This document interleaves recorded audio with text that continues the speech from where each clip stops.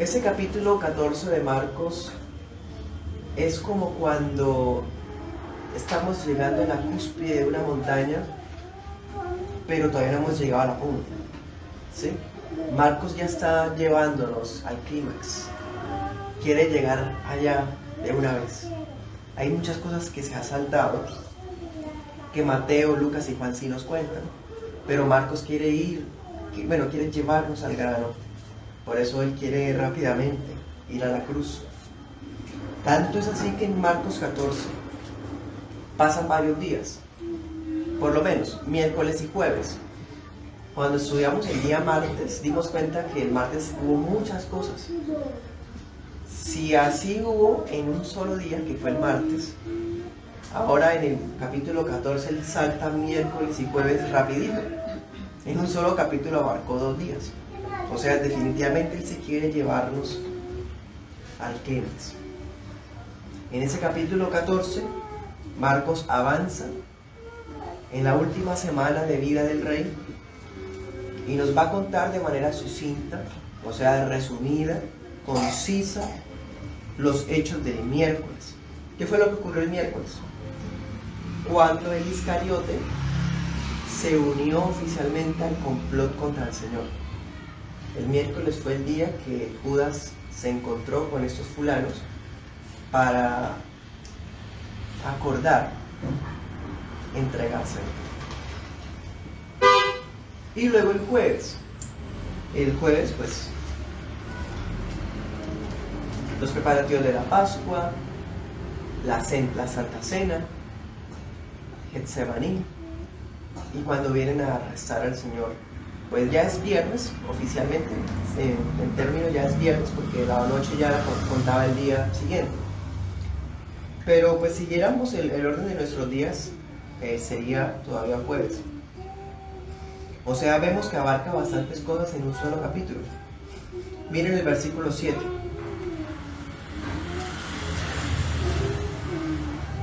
Siempre tienen a los pobres con ustedes. Cuando quieren les pueden hacer bien, pero a mí no siempre me tienen. Esto está a punto de cumplirse. Esto lo había dicho el Señor el sábado, cuando María de Betania lo ungió. Él les dijo: a mí no siempre me tendrán. Y eso ya se va a cumplir en este capítulo. Vamos a estar viendo conclusiones en 2 puntos. En el primer punto vamos a ver cómo el Señor asumió la fiesta y el complot. Asumiendo la fiesta y el complot, punto 1.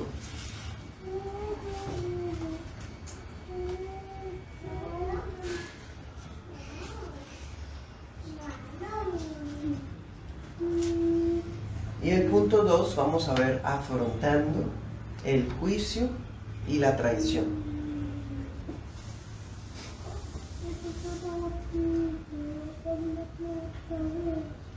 Punto 1, asumiendo la fiesta y el complot. Comencemos.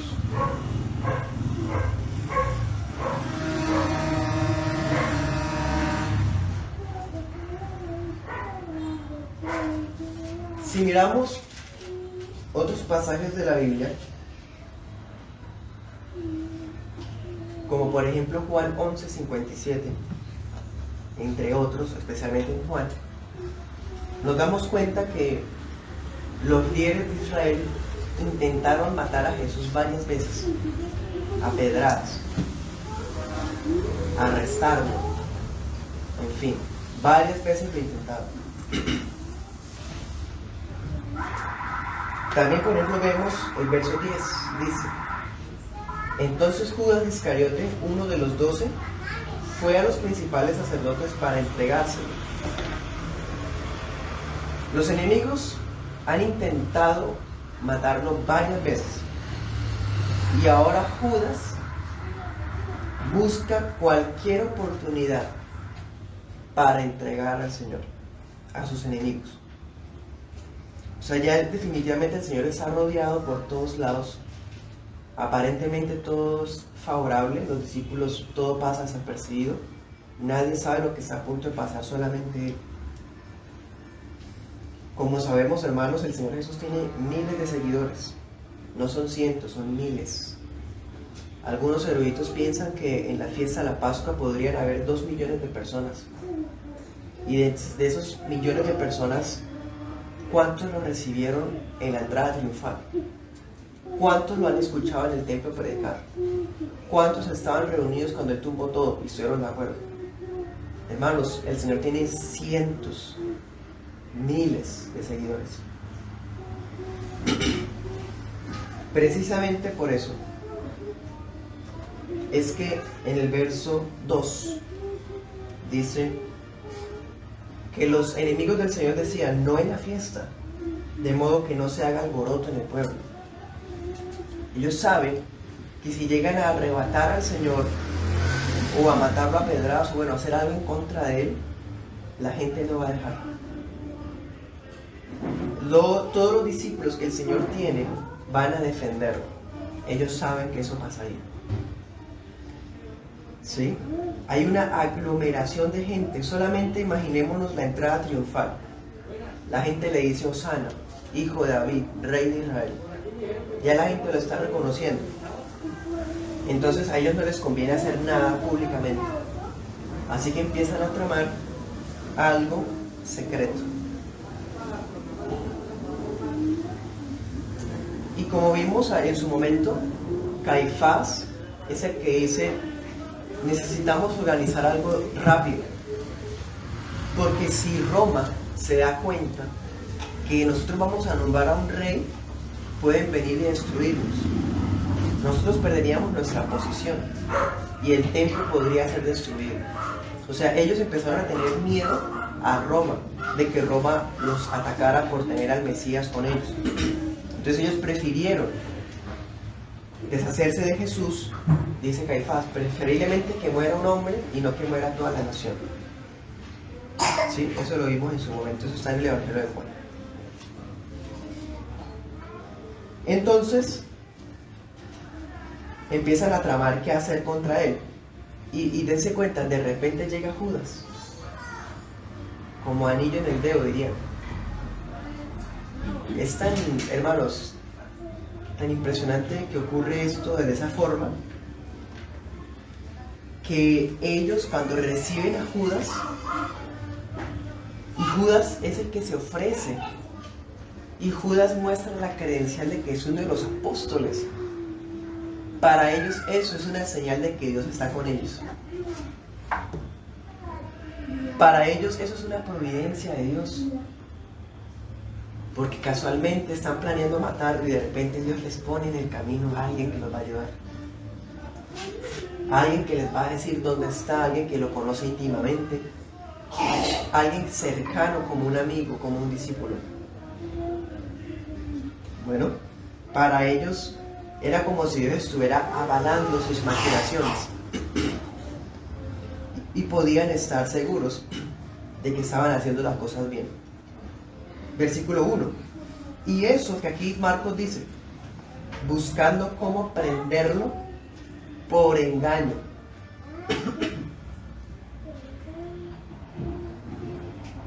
Por engaño, o sea, ya los medios, no importa cuáles sean, igual Dios está con nosotros, y si no fuera así, no nos hubieran traído a Judas. De ahí lo peligroso de confiar en las cosas que ocurren por encima de la palabra. Hay creyentes que pueden llegar incluso a colocar su confianza en que aparentemente Dios está aparejando todo, siendo que lo que está aparejando es antibíblico. Una fornicación, una unión libre, un embarazo en fornicación. La gente del mundo ve eso como una bendición de Dios. Eso no es bíblico. Eso no es una bendición de Dios. Entonces nunca podemos utilizar las cosas que ocurren en nuestro destino, en nuestro día a día, como una especie de aparejamiento de que Dios está bendiciendo todo lo que hacemos. No, porque ellos estaban haciendo todo esto y aparentemente Dios les está organizando todo. Sabemos que Dios ha decretado todo y se está llevando a cabo así, ¿sí? Pero sabemos que es inmoral, es ilegal, Es antibíblico lo que ellos están haciendo. Bueno, importante. Verso 12. El primer día de la fiesta de los panes sin levadura, cuando sacrificaban el cordero de la Pascua, ¿sí? Por eso es que Marcos quiere dejar explícito que lo que está sucediendo se asocia con la Pascua. Los réprobos, los enemigos del Señor y Judas ignoran que el Padre está llevando todo por el curso profetizado. Porque de hecho Marcos nos está asociando explícitamente que todo iba alrededor del Cordero Pascual. Por eso dice acá, cuando sacrificaban el Cordero de la Pascua. Esto no es en vano, hermanos.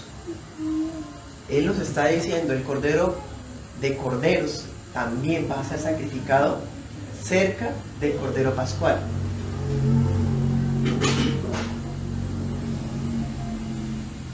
¿Sí? En otras palabras, ¿se acuerdan en Éxodo que habíamos visto que se escogía un corderito y se apartaba por unos días, y ese sería el corderito que una familia lo comería juntos, ¿no? Es como si Marcos estuviera diciendo, ya han escogido el cordero que van a apartar, ya lo están preparando para comerlo la nación, ¿sí? Con esa sola frase, así tan sutil, como les decía al comienzo, Marcos quiere guiarnos rápidamente a la cruz, porque ese es el clima del Evangelio, el clímax del Evangelio. Hermanos, no hay cruz sin la cuna, y la cruz no tendría poder sin la tumba vacía. Las tres cosas son importantísimas: la encarnación, la muerte y la resurrección. Ese es el Evangelio, todo es el Evangelio. Pero podríamos imaginarnos el Evangelio como una montaña, con una cúspide. La cruz está en la cúspide. Marcos quiere llevarnos a esa cúspide. Verso 21. Dice, a la verdad, el Hijo del Hombre va tal como está escrito de él, pero hay de aquel hombre por quien es entregado el Hijo del Hombre. Bueno le fuera a aquel hombre ni haber nacido. Marcos quiere llevarnos rápido. Entonces, ¿qué hace? Del complot que ocurre el miércoles nos pasa para el jueves, y el jueves nos salta toda la mañana y la tarde y nos lleva al atardecer, cuando ya está anocheciendo, cuando llegan al aposento alto, ¿sí? Eso es lo que quiero que vean. Nos lleva de rápido a que llegue el viernes, mejor dicho. Entonces Marcos nos lleva a un aposento, y ese aposento quedaría en la parte alta de una casa, y la palabra nos muestra que el lugar estaba predispuesto para celebrarse ahí la fiesta de la Pascua. Y estando allá, el Señor hace una advertencia solemne. Sabemos que esas palabras es como una indirecta a Judas, ¿no?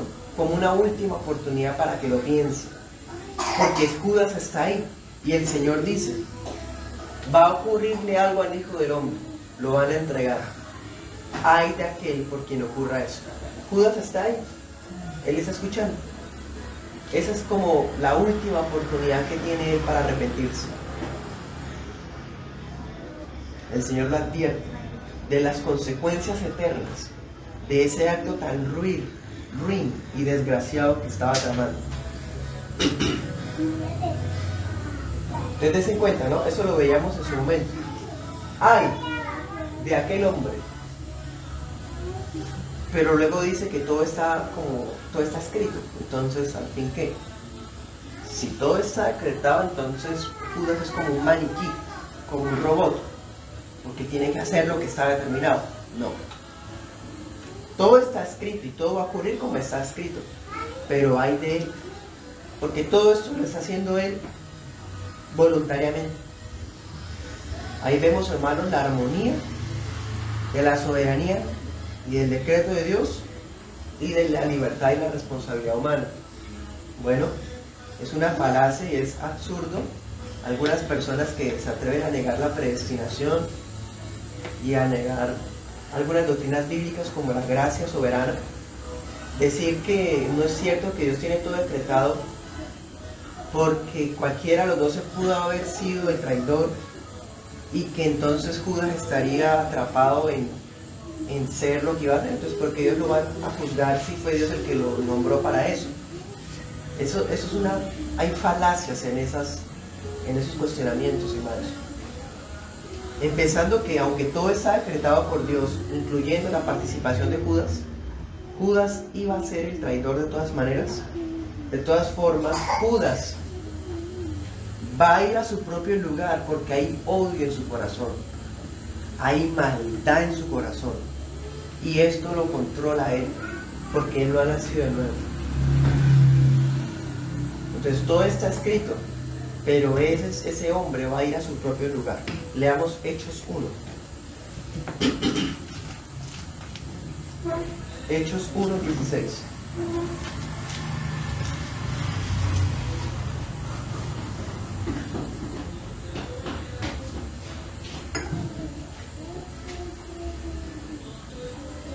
Aquí habla Pedro y dice: hermanos, era necesario que se cumplieran las escrituras, el decreto, en las cuales el Espíritu Santo habló de antemano por boca de David acerca de Judas, que fue guía de los que prendieron a Jesús, porque él era contado con nosotros y tuvo parte en este ministerio. Este pues adquirió un campo con el pago de su iniquidad, y cayendo de cabeza se reventó por el medio, y todas sus entrañas se derramaron. Y esto llegó a ser conocido por todos los habitantes de Jerusalén, de tal manera que aquel campo fue llamado en su lengua Aceldam, que quiere decir campo de sangre, porque está escrito en el libro de los Salmos: sea hecha desierta su morada, y no haya quien habite en ella, y otro ocupe su cargo. ¿Ven? Ahí vemos el final de Judas. Al hombre le dieron un pago, y con ese pago se compró un terreno, y ese terreno el hombre se suicidó ahí. Se estaba ahorcando, pero al parecer no pues amarró bien y se soltó el nudo y cayó por el barranco. Quedó destripado, diríamos en términos populares. Ese fue el pago de ese individuo. Dice Pedro, así estaba escrito, y el Espíritu Santo ya había hablado de Judas. Era Judas el que estaba predestinado para eso. Pero de todas formas, Judas actuó libre, nadie lo controló, estuvo voluntariamente. Bueno,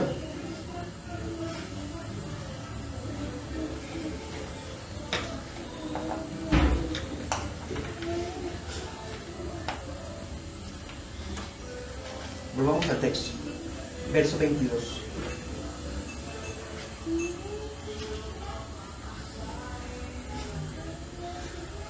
Dice: mientras ellos comían, Jesús tomó pan y lo bendijo, lo partió, les dio y dijo: tomen, esto es mi cuerpo. Posteriormente, después de haber dado la advertencia final a Judas, el Señor sigue celebrando la Pascua. Hermano, pónganse a pensar esto. Cuando hacía ese recuento, veía algo que no había visto después de haberlo estudiado todas estas semanas, estos meses.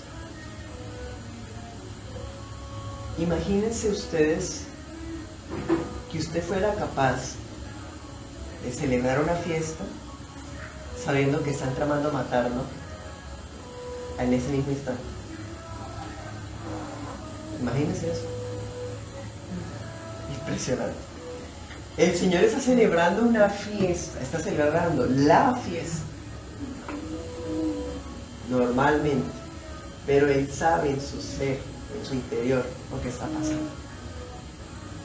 Hermano, solo Dios puede resistir eso. Nosotros humanamente no aguantaríamos algo así. Y aún así Cristo toma la vocería para celebrar la Pascua. Resulta que la Pascua se celebraba de la siguiente manera. El primer paso, se bebía una copa de vino. Vino ordinario, no era jugo de uva, sino era vino de verdad, ordinario, con un poco de agua. Segundo,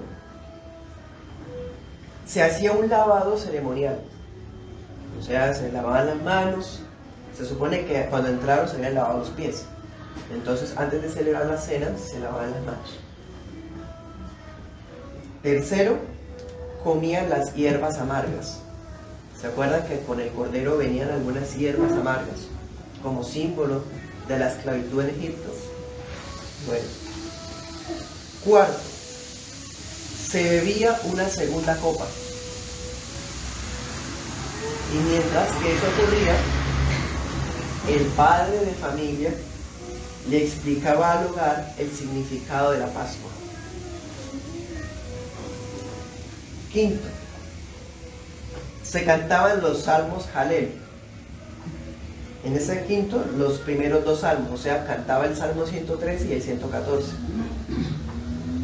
Sexto, el padre de familia ordenaba que trajeran el cordero y cuando ya estaba sobre la mesa, lo repartía entre los que estaban ahí. Y luego, con el pedazo de cordero, se daba el pan sin levadura. Séptimo, se bebía una tercera copa de vino y se cantaban los otros salmos Halel, del 115 al 118. Ese era, hermanos, la Pascua, cómo se celebraba. Así que el Señor Jesús hace las veces del padre de familia, porque se supone que los discípulos, los 12, son una pequeña familia. Son una familia pequeña. Una familia de discípulos. Y Cristo toma la vocería como maestro y la celebra. Él sigue el orden tradicional, como que les acabo de mencionar. Y algo muy curioso, algo que es único en todas las Pascuas del mundo que habían sido celebradas, era que por primera vez el anfitrión, el director de la fiesta, ahí en esa casita, en ese aposento, estaba diciendo que se estaba cumpliendo en él eso que estaban celebrando ahí. Por primera vez en toda la historia se celebró la Pascua de una manera diferente. De los elementos que se celebran, Cristo solamente tomó el pan sin levadura y la tercera copa. Y eso fue lo que elevó a sacramento, a Eucaristía, a nuestra cena del Señor.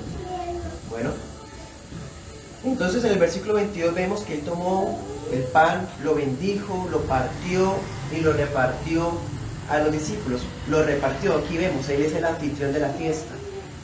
Él es el que toma la vocería en la fiesta. Verso 23-24. Luego consagra la copa, dice, tomando la copa y habiendo dado gracias, les dio y bebieron todos de ella. ¿Todos quiénes? La pequeña familia que está ahí. No podría uno tomar esto para decir que se fue a la cena a todo el mundo, porque empezando que eso es un grupo estricto, solamente estaban ellos. Y Él les dijo, esto es mi sangre del nuevo pacto, la cual es derramada a favor de muchos. Cristo está explicando que esa copa ahora tiene un nuevo significado. y que la sangre del nuevo pacto, igual que como ocurrió con el primero, tiene efectos limitados, no en su poder, pero sí en su extensión. Cristo muere no por todo el mundo, y esa sangre no es a favor de todo el mundo, sino a favor de muchos. Es incontable, no sabemos su número, pero no es todo el mundo. Bueno, muchos. Él limita el alcance de su expiación. Ahora, él, cuando habla estas palabras, está citando muchas cosas. Por ejemplo, miremos 10:45 de Marcos.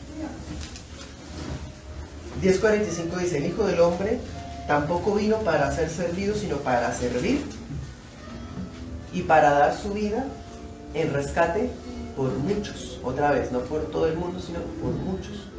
O sea, lo que Cristo está diciendo allá en la cena, ya lo había dicho antes. Otra cosa, Cristo no solamente se cita a sí mismo, sino que también cita las escrituras del Antiguo Pacto. Por ejemplo, miremos varios textos. Éxodo 24:8.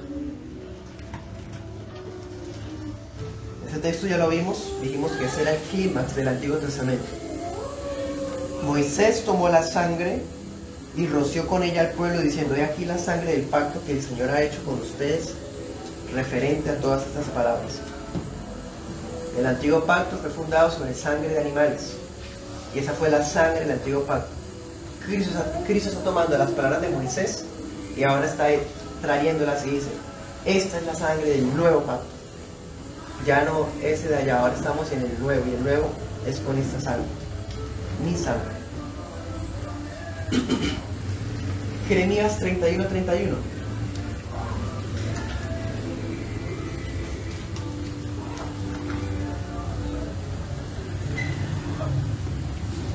He aquí vienen días, dice el Señor.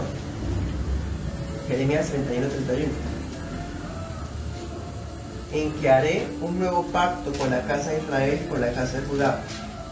No será como el pacto que hice con sus padres, el día que los tomé de la mano para sacarlos de la tierra de Egipto. Mi pacto que ellos invalidaron, a pesar de ser yo su Señor, dice el Señor. Porque este será el pacto que haré con la casa de Israel después de aquellos días. Dice el Señor: pondré mi ley en su interior y la escribiré en su corazón, como mirábamos ahorita con el arca. Yo seré su Dios y ellos serán mi pueblo.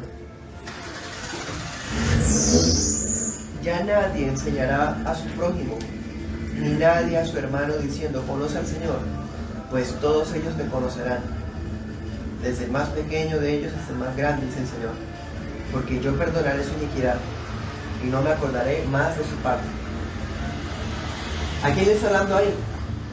Casa de Israel y casa de Judá. No dando a entender de que pues, seguimos con las mismas cosas del Antiguo Pacto, sino dando a entender que es un efecto limitado. Lo mismo que Cristo dijo: por muchos. Isaías 53:12.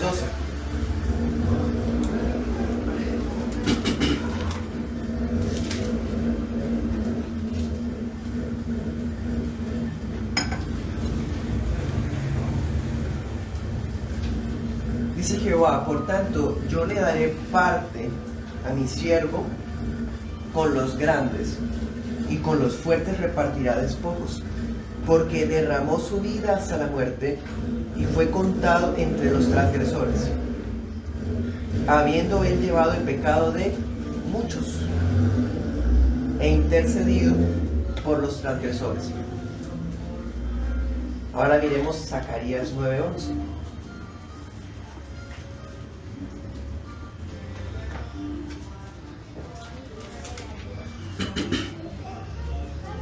Zacarías 9:11.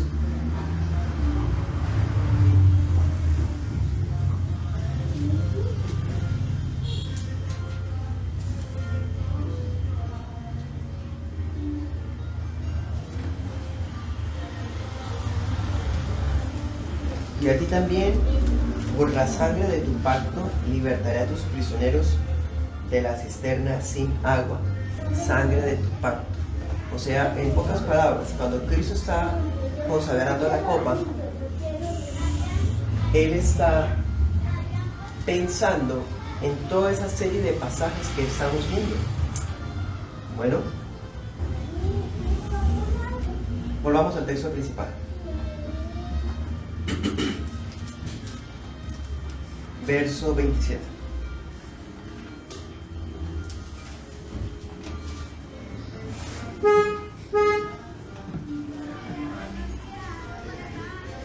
Dice, entonces Jesús les dijo, todos se escandalizarán de mí porque está escrito, herirá al pastor y serán dispersadas las ovejas. Para ese momento Judas ya se ha ido, ¿cierto? Ya se ha ido a hacer lo suyo. Mientras tanto, los 11 están escuchando las últimas palabras de Jesús en vida para ellos. El Evangelio de Juan es mucho más extenso. Ahí es donde Cristo les habla de amar al prójimo como a sí mismos, a donde Cristo les dice que ellos son los pámpanos y él es la vid. Ahí es donde dice yo oraré al Padre y les hará un consolador. O sea, en Juan dice todo lo que Jesús habló con ellos, habló bastante con ellos. Pero esas palabras solamente eran para los 11, porque ya el traidor se había ido. De entre todas esas palabras, Marcos solamente registra algunas, 27. ¿Qué les advierte? Que ellos van a ser dispersados. ¿Qué más les cuenta? Verso 28. Que se van a ver de nuevo en Galilea cuando Él resucite. Tercero, versículo 30. Que Pedro lo va a negar. Verso 38. Que velen en oración para que puedan afrontar la prueba que les va a venir. O sea, Marcos, de todas las cosas que Jesús dice, solamente deja las 4. Es bastante selectivo, ¿no? Pero pues cumple su propósito en el libro. Lamentablemente, hermanos, los 11 querían estar firmes, querían estar fuertes. De hecho, ¿se acuerdan que todos pensaban que iban a ir a la muerte con Jesús? Verso 37. Verso 27 nos muestra que aunque todos dijeron, nosotros vamos a ir contigo hasta la muerte, ¿qué pasó? Se quedaron dormidos.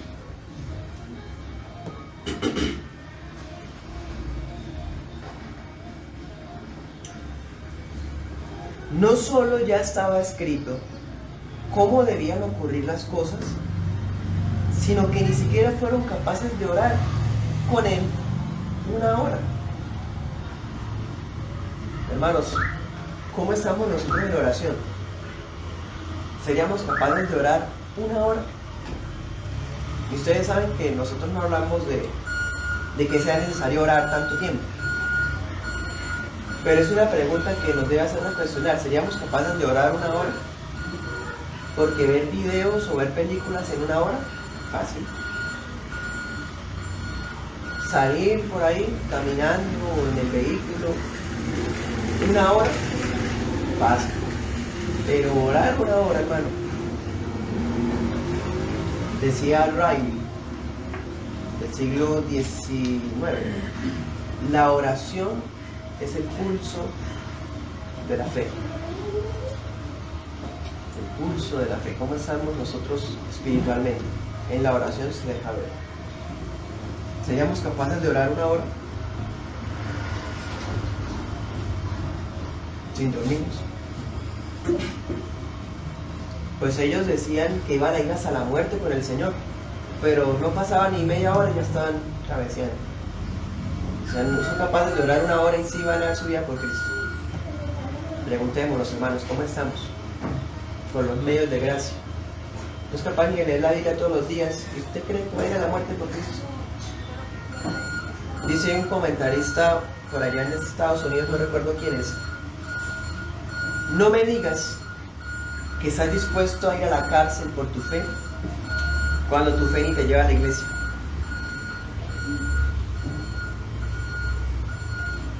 Sí, porque eso sí estamos dispuestos a decir, voy a ir a la muerte, si me toca ir a la cárcel por la conciencia, pues voy.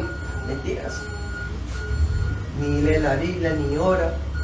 cualquier cosa sirve para inasistir a la iglesia. Entonces, la fe, ¿cómo está la fe? Verso 49.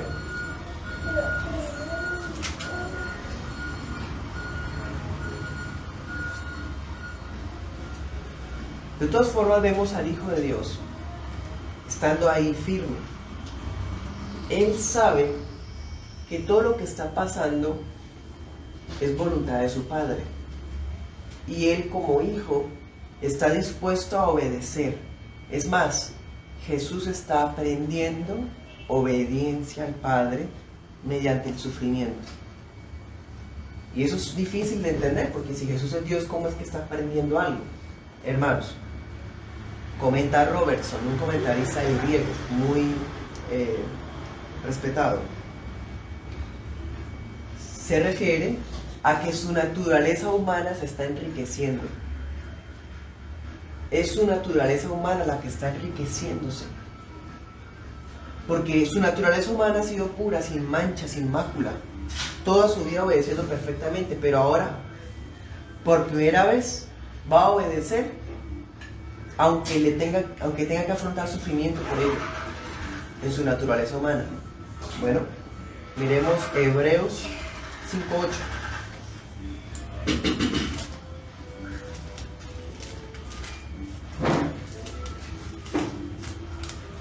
Dice: aunque era hijo, aprendió la obediencia por lo que padeció.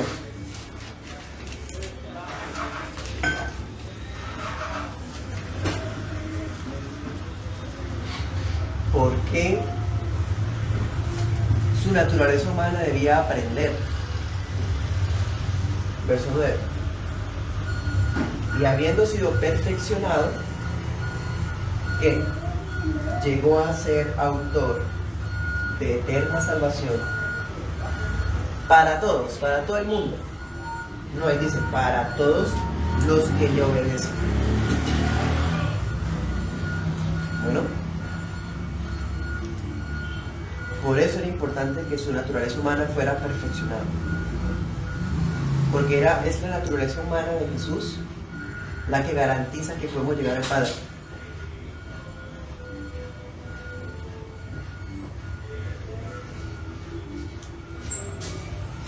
Bueno, en el verso 49, allá de Marcos, que ahorita les digo, ahorita les hice referencia, vemos a Jesús enfrentándose a la turba que viene a arrestarle y le dice: cada día yo he estado delante de ustedes enseñando en el templo y no me prendieron, pero así es para que se cumplan las escrituras. O sea, él está andando en obediencia al Padre, obediencia perfecta. Su humanidad está siendo fortalecida. Es más, su humanidad ha sido fortalecida mediante una vida de comunión con el Padre. La naturaleza humana de Jesús logró vencer todas estas cosas porque tenía comunión con Dios. Comunión primero por medio de la oración. La Biblia nos ha mostrado a Jesús como un hombre de oración. Y segundo, un hombre santo que obedece a Dios. Nuestra comunión con Dios se resume en eso, hermanos. En nuestra vida de comunión con Dios, es decir, la oración y la obediencia. Ahí está nuestra comunión. Así que cuando los pecadores vienen a aprenderlo, Él se entregó voluntariamente, sabiendo que esa era la voluntad del Padre primero. Bueno,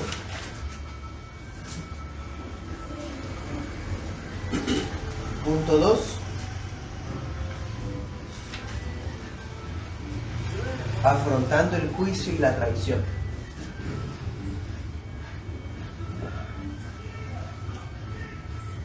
Para ese punto, hermanos, les cuento que Marcos continúa con su estilo.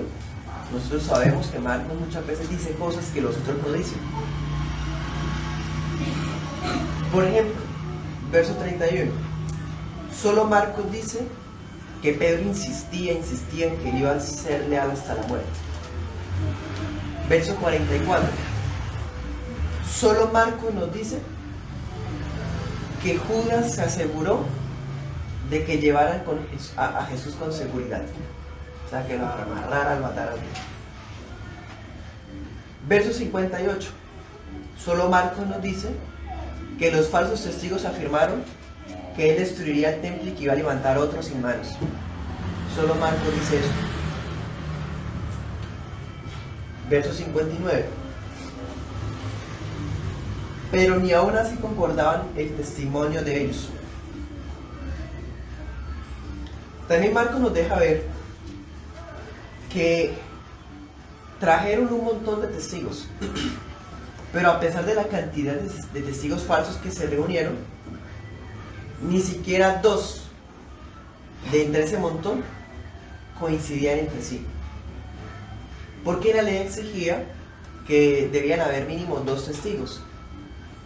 Quiere decir que ni siquiera hubo 2 testimonios que se parecieran. No hubo nada que justificara la pena de muerte contra el Señor de manera legal. Versos 60 al 64. Finalmente Caifás abordó al Señor sobre su identidad y démonos cuenta que esta es la primera vez que el Señor le dice a los líderes quién es Él. Se reveló quién era Él. Él era el Mesías, el Hijo de Dios. Pero ellos no querían ese rey. Ellos querían otro tipo de rey. Pero como no era lo que ellos querían, entonces le aplicaron el cargo de blasfemia. Levítico 24:11. Si quieren miremos con Levítico 24:11.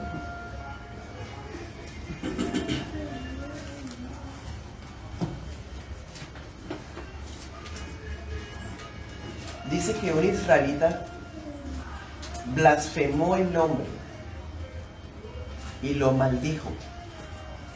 Así que lo llevaron a Moisés. Verso 14. Saca al blasfemo fuera del campamento y que todos los que lo oyeron pongan sus manos sobre la cabeza de él, luego apedréelo toda la congregación. ¿Qué es blasfemia?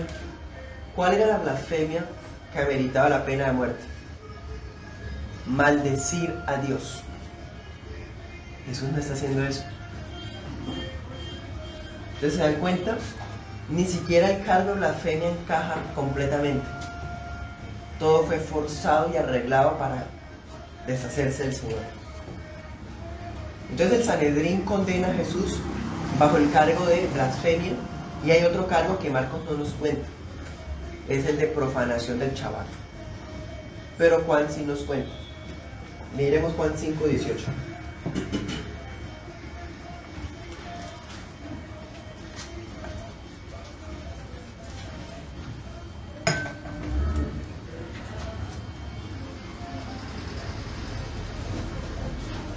Por esta razón, los judíos aún más procuraban matarlo, porque no solo quebrantaba el sábado, sino que también llamaba a Dios su propio Padre, haciéndose igual a Dios.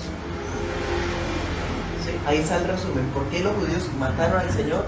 ¿O por qué pues trabaron todo de esa manera? Por eso. Bueno, la cosmovisión de ellos sobre el Mesías era de un hombre con poderes sobrenaturales, pero que fuera imponente, y a la vez que cohabitara con sus tradiciones. Pero Jesús no. Jesús tenía poderes y hacía señales sobrenaturales, era invencible en su sabiduría, pero no era imponente en un sentido violento, y no se sujetaba a las tradiciones de los hombres. Versículo 65. Entonces, ¿cuál fue la reacción allá de Marcos? La reacción de los enemigos, los que debían recibir al rey. ¿Qué hicieron con el rey? Dice, lo escupieron, lo golpearon y se burlaban de él. También Marcos dice que lo agarraban a bofetadas. El término griego que Marcos usa para bofetadas también puede significar que lo golpeaban con varas. Ese fue el trato que le hicieron al Señor. Pero hermanos, todo esto, como hemos visto, el Hijo está ahí obedeciendo al Padre. Mire Daniel 9:26.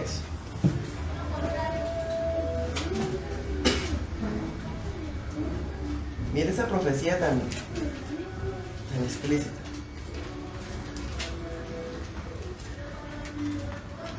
Daniel 9:26. Después de las 62 semanas, el Mesías será quitado, mas no por sí. ¿Qué decía la profecía? Que después de que Jerusalén fuera reconstruida y el muro se reconstruyera y el templo, y después de un tiempo determinado, el Mesías iba a aparecer, pero al Mesías lo iban a matar.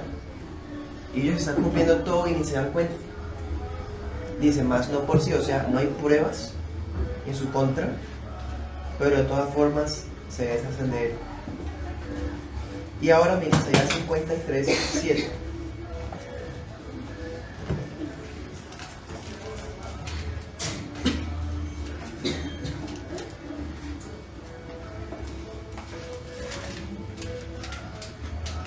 Isaías 53:7.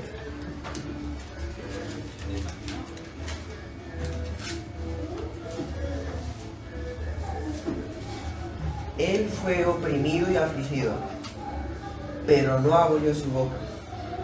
Como un cordero fue llevado al matadero, y como una oveja que enmudece, sin duda infinita y su nuevo espectáculo para toda la familia. Nuevos artistas, chistosos payasos, sorpréndase. y como una oveja que enmudece delante de sus esquiladores, tampoco él abrió su boca. Por medio de la opresión y del juicio fue quitado. Y respecto a su generación, ¿quién la contará? Porque él fue cortado de la tierra de los vivientes, y por la transgresión de mi pueblo fue herido. Se dispuso con los impíos su sepultura, y con los ricos estuvo en su muerte. Aunque nunca hizo violencia, ni tampoco hubo engaño en su boca. Bueno, ese es Jesús quitado por juicio en el Sanedrín, mas no por sí, pruebas falsas. Pero siendo la verdad hecha carne, fue sentenciado por decir la verdad. Y por decirle a los que se suponen que debían recibir la verdad. Pero no es todo, hermanos. Y para terminar les digo esto. Los apóstoles, los seguidores de Jesús, nosotros estamos representados en Pedro. Ni siquiera Pedro abrazó debidamente la verdad. Y ahora preguntémonos todos nosotros, ¿estamos dispuestos a confesar al mundo la verdad que nos ha alumbrado?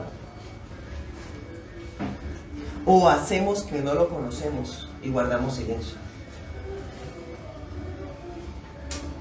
¿Se acuerdan que a Pedro lo identificaban? Le decían, este es uno de ellos.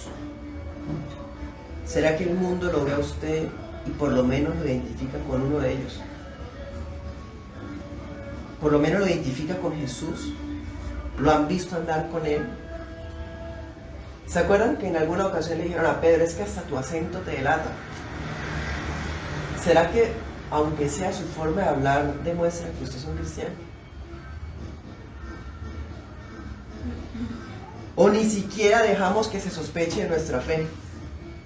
Porque en realidad entonces sería inexistente. Entonces, hermanos, hoy puede haber muchos Pedros cobardes que no necesitan echar maldiciones y juramentos sobre sí para decir que no conocen al Señor.